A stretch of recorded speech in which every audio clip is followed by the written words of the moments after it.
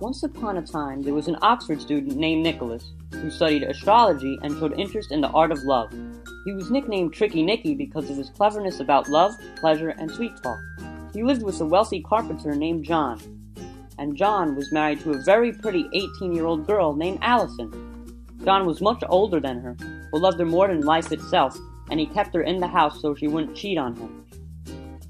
One day, Tricky Nicky was joking around with Alison while the carpenter was away, and in no time, he had his hand on her body, which she pulled away and twisted from his grasp. Nicholas pursued, and eventually, she'd fallen for him. They promised to wait for the right opportunity to sleep with each other. One day, Alison went to church and the parish clerk was named Absalom. He was a priest, but he also knew how to fiddle around with the ladies. He was squeamish when it came to farting and loose speech.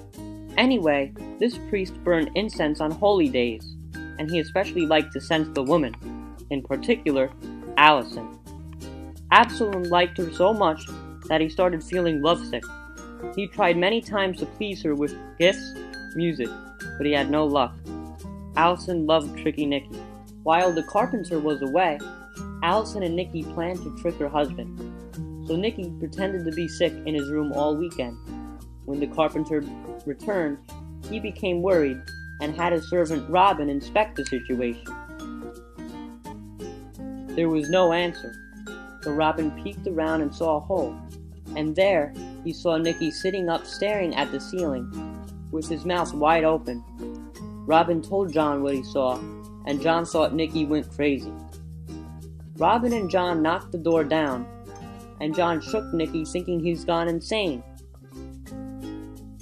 Nicholas said it would be the end of the world, and told John that he had a secret that only he can hear. Nicholas told John that he had a vision from God, and offered to tell the secret. He explained that he'd seen a terrible event. The next Monday, waters twice as great as Noah's flood will cover the land, exterminating all life.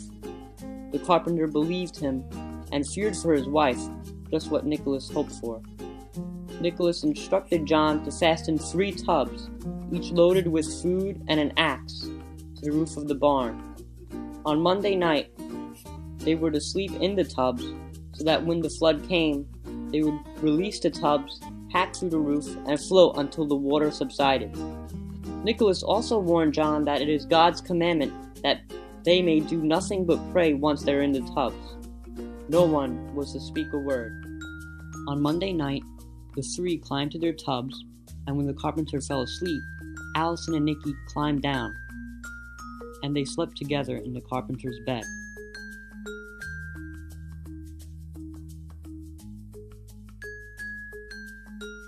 During the affair, Absalom knocked on the window of the bedroom and asked Alison for a kiss, and he hoped he would get more, but things did not turn out so. First you gonna say you ain't running game, they cannot believe in every word. Call me beautiful, so original, telling me I'm not like other girls. I was in my zone before you came along. Now I'm thinking maybe you should go. Blah blah blah, I be like nah to the ah to the no no no. Alison denied Absalom, but he said that he would go away if she gave him a kiss. So Alison went to the window and stuck out her naked bottom. Unknowingly, Absalom leaned in and kissed her in the rear end. He was so furious when he found out, so he planned revenge on Alison's prank. He went to a blacksmith and obtained a red-hot iron poker. He returned to the window and asked for another kiss. Tricky Nicky decided to be funny and stuck his butt out the window this time. Absalom then took the iron poker and rammed it right at Nicky's rear end. Nicky screamed like a madman for help and water.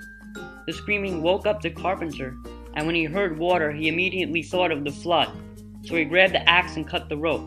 The tub crashed to the floor, and in less than a second, the carpenter was knocked out cold. The noise and commotion attracted many of the townspeople. The carpenter told the story of the predicted flood, but Nicholas and Alison pretended ignorance, telling everyone that the carpenter was mad. The neighbors called the the carpenter names because of his foolishness, and they spread rumors about him. In the end, the carpenter was made a fool, Nicky got his butt burned, and the carpenter's wife was stuck in a big problem.